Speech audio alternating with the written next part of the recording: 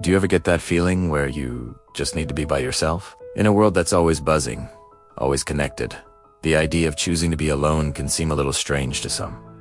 People might think you're lonely, sad, or antisocial. But what if I told you that for many, solitude isn't a punishment, it's a superpower? Today.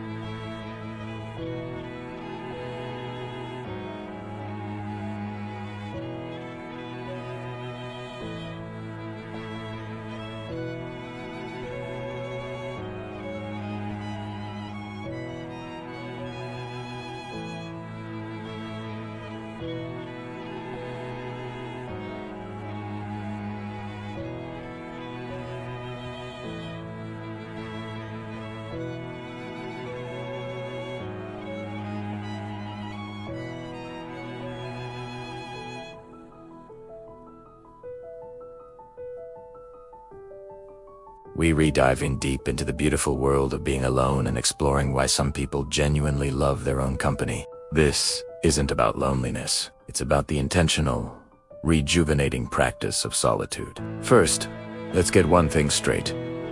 Solitude and loneliness are not the same thing. Loneliness is a painful, negative feeling of being disconnected or isolated against your will. It's a lack of connection that you crave.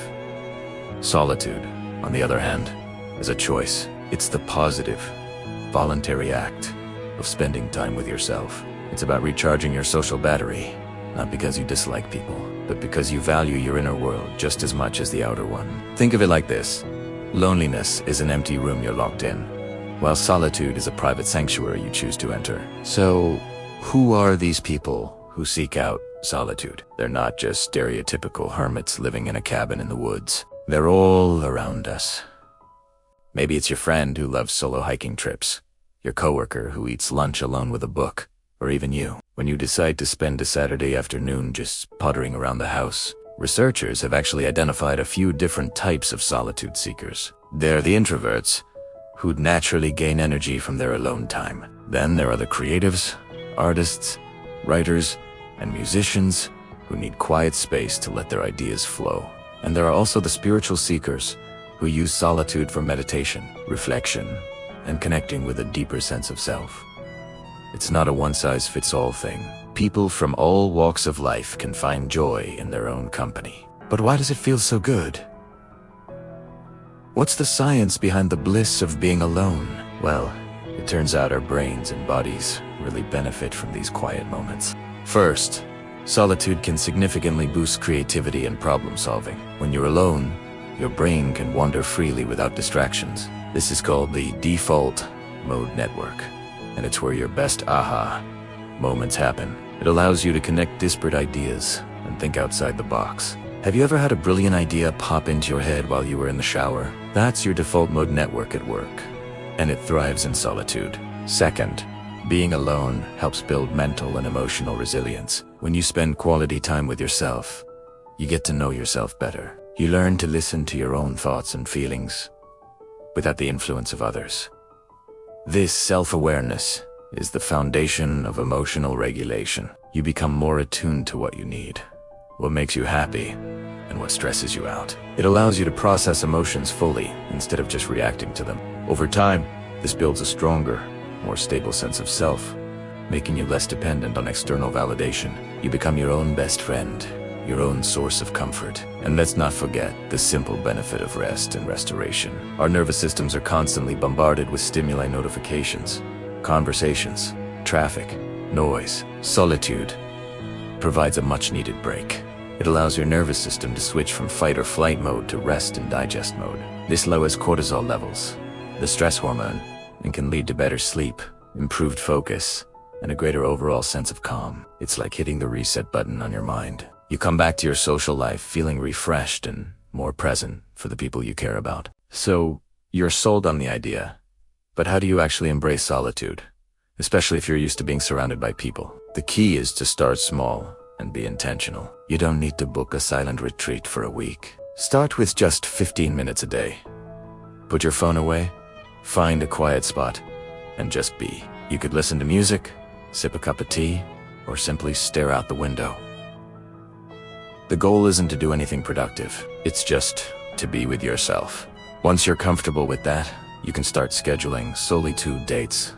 Treat yourself the way you would treat a friend. Take yourself out for a coffee, go to a museum, see a movie, or take a walk in a park. At first, it might feel a bit awkward, like everyone is watching you. But trust me, most people are too busy with their own lives to notice.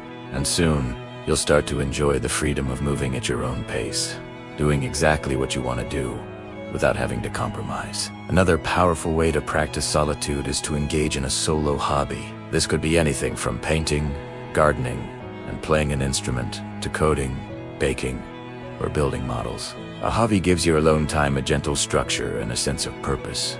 It allows you to enter a state of flow, where you're so absorbed in what you're doing that time just flies by. This is incredibly meditative and fulfilling, and it proves that being alone is far from being boring. It's also important to create a physical space that feels like your own personal sanctuary. It doesn't have to be a whole room. It could be a comfy armchair in a quiet corner, a small desk, or even just a spot on your balcony. Make it cozy and inviting.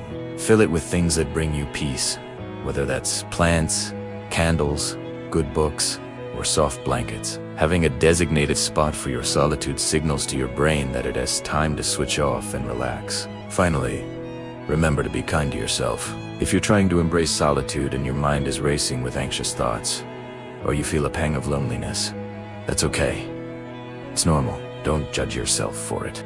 Gently acknowledge the feeling, and then guide your attention back to the present moment. Notice the sounds around you, the feeling of the chair beneath you, the taste of your drink. This is a practice, not a performance. The more you do it, the easier and more natural it will become. Ultimately, learning to enjoy your own company is one of the greatest gifts you can give yourself. It's not about rejecting the world or the people in it.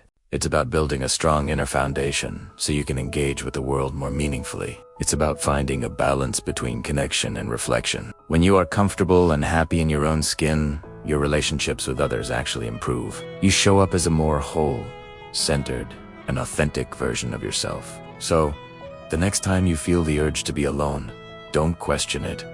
Embrace it. Your mind, body, and soul will thank you for it. Thanks for watching today. I'm curious, what's your favorite way to spend time alone? Let me know in the comments below. And if you found this video helpful, be sure to give it a thumbs up and subscribe for more content on living a more intentional life. See you in the next one.